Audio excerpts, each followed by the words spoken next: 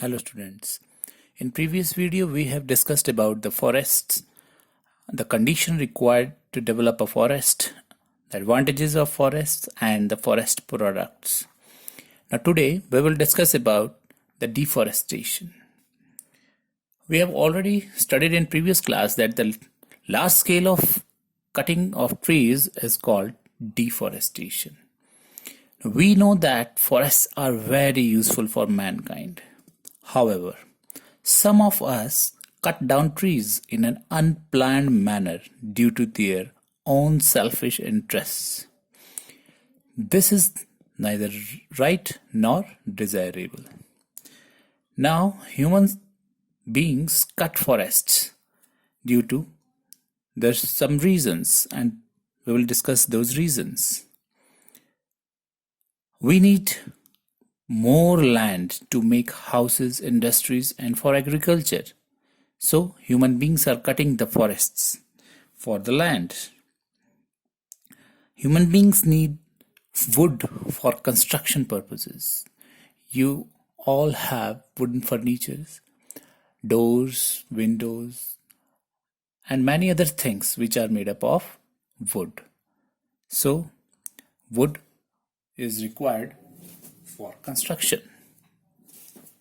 Need some trees for specific use and which are cut without planting more of them. So these are the some reasons for due to which human beings cut forests. Such activities are leading to a drastic reduction in the forest covers on earth. The government has made laws according to which cutting down of trees is a punishable offense. When some trees need to be cut, a large number of trees must be planted. Now, there are many harmful effects of deforestation. We will discuss them one by one. Cutting down of trees by human or man is very harmful. It leads to decrease in rainfall in surrounding areas, increase in the amount of carbon dioxide in the atmosphere, and that can increase global warming. We have already discussed that this gas is the greenhouse gas and which is responsible for the global warming. Decrease in the level of groundwater in the nearby areas.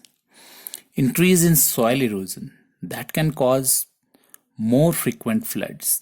These can result in widespread destruction and destruction of habitat of number of plants and animals. We all know that forest is a home of animals, wild animals. So we are also destructing the habitats.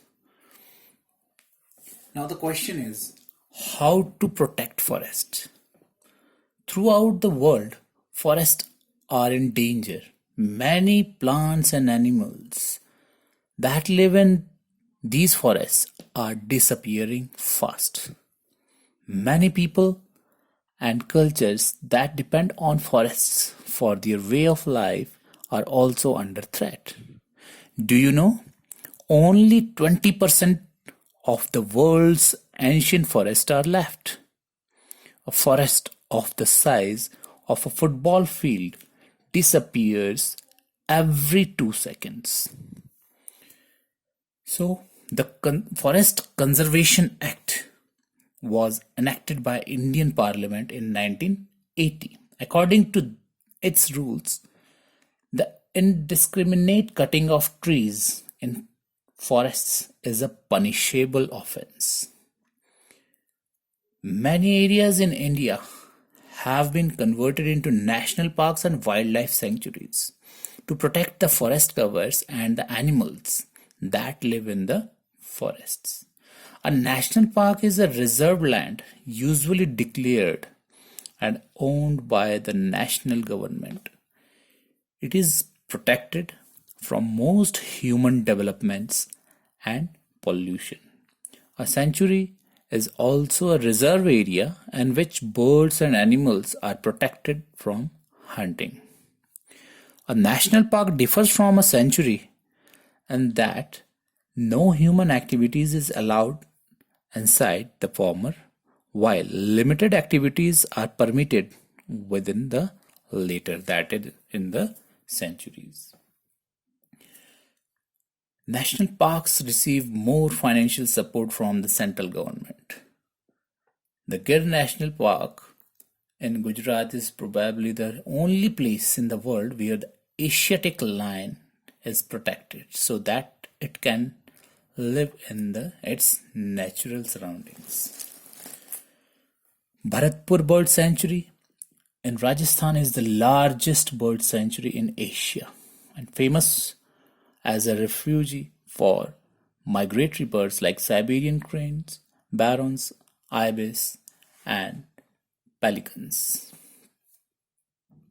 These and many other migratory birds make it their temporary home during very severe winter months. Some other national parks in the Himalayan foothills are the Corbett National Park and the Dudhwa National Park.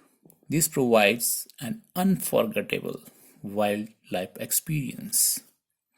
A number of organizations are spreading awareness about the importance of forests and trees through printed as well as electronic media.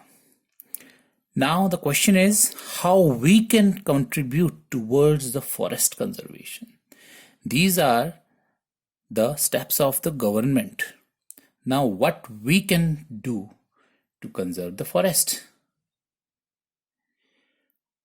We can contribute towards forest conservation by minimizing the use of wood and wood products. As we are purchasing many things which are made up of wood, and we also purchase the toys that are made up of wood, so avoid them and try to minimize the use of wood. Why not using products that promote destruction of forests? Many people buy fur obtained from animals, ornament made of elephant tusk, etc. This should not be done as it leads to killing of wild animals. We can celebrate the growing of plants as a festival and involving more and more people in this activity. This festival is celebrated in many parts of the India as Van Mahotsav. Forests are Earth's air purifiers. They are often referred to as the Earth's lungs. Just as our lungs absorb carbon dioxide from the blood and infuse it with oxygen, green plants absorb carbon dioxide during photosynthesis and in return release oxygen into the atmosphere. So now you understood the importance of trees and forests. You can also do many things, like you can plant one tree or one plant on your birthday. You can gift to your friend or someone on his birthday a plant instead of giving some other thing. In this way, you can also contribute to conserve the forest. Thank you.